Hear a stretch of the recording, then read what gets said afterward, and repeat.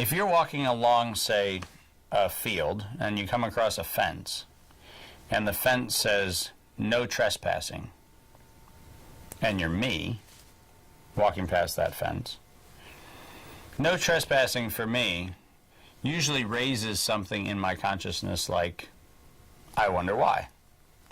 And the impulse, I wonder why, typically would lead me in kind of a perfectly neutral environment to crawl over the fence and see what was on the other side, what was so damn important that I wasn't supposed to see it, because I'm just fascinated. So if you want me to cross the fence, put a no trespassing sign up, and that will actually heighten my interest in crossing the fence. If you put no trespassing, trespassers will be shot, then I have another engagement with that sign, which is, you, number one, really mean you don't want me to trespass.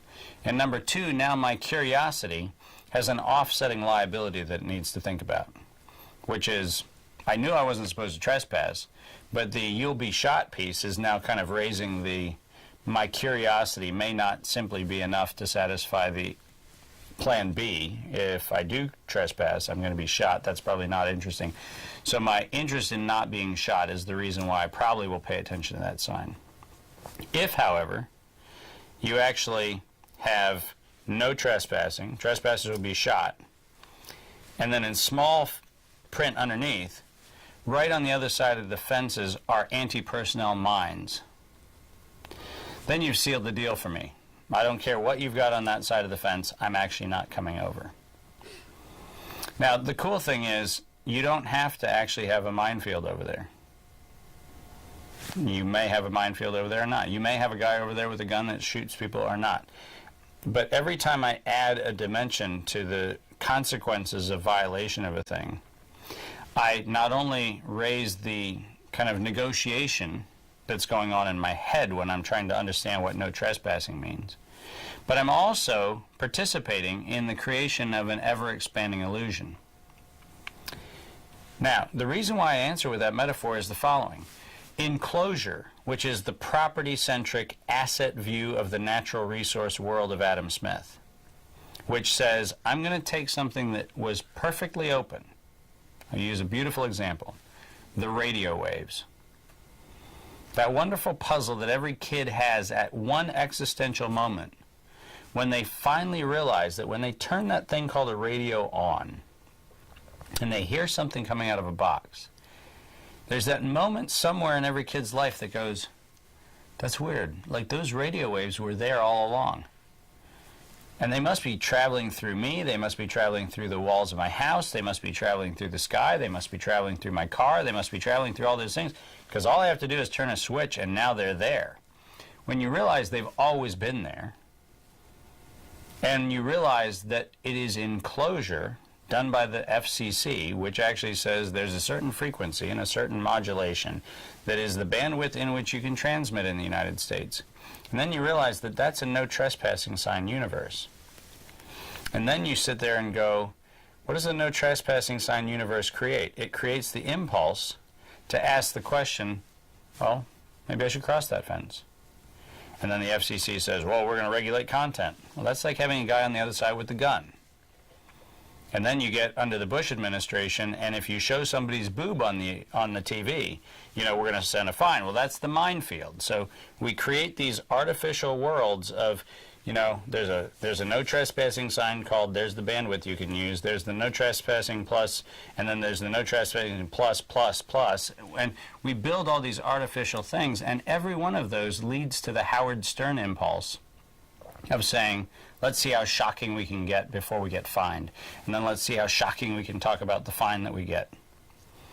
We've created through enclosure a world that asks your second question, which is how do you enforce it? We don't contemplate a worldview that says, do you have to enforce something? And enforcement is a function of enclosure. You do not have enforcement if you actually don't have enclosure. So in the heritable trust, we have been asked time and time again, well, how do you make sure that the end user is cooperating? And the answer is, you don't. What you do is you create an environment in which you have information presented in a full and adequate disclosure. And if that information shows up, and the counterparties who ultimately may or may not be complicit, so I come in and now I steal the information about the mamala tree, and I'm Pfizer or I'm Merck or I'm Eli Lilly, and I come along and I steal that information, I file patents, I do all those kinds of things. The trust actually serves as a wonderful record of the fact that you actually opted out of a system. You stole what was not yours, and you stole it for your own benefit. Now, does that mean that you won't have people stealing things? No. You still will have people stealing things. But we don't have an enclosure system with an enforcement system around it. What we do have is a system that says when you enter into awareness of the information in a trust and you use it, and if for any reason you choose to use it outside the end user license agreement, A, you can, and B, we have the opportunity to actually make sure that everybody in the world knows that that's what you're doing. And the cool thing is, what we're actually suggesting is you can actually build a better future by not focusing on how you enforce the no trespassing sign, but rather inviting people to the same level of accountability you expect at every other level.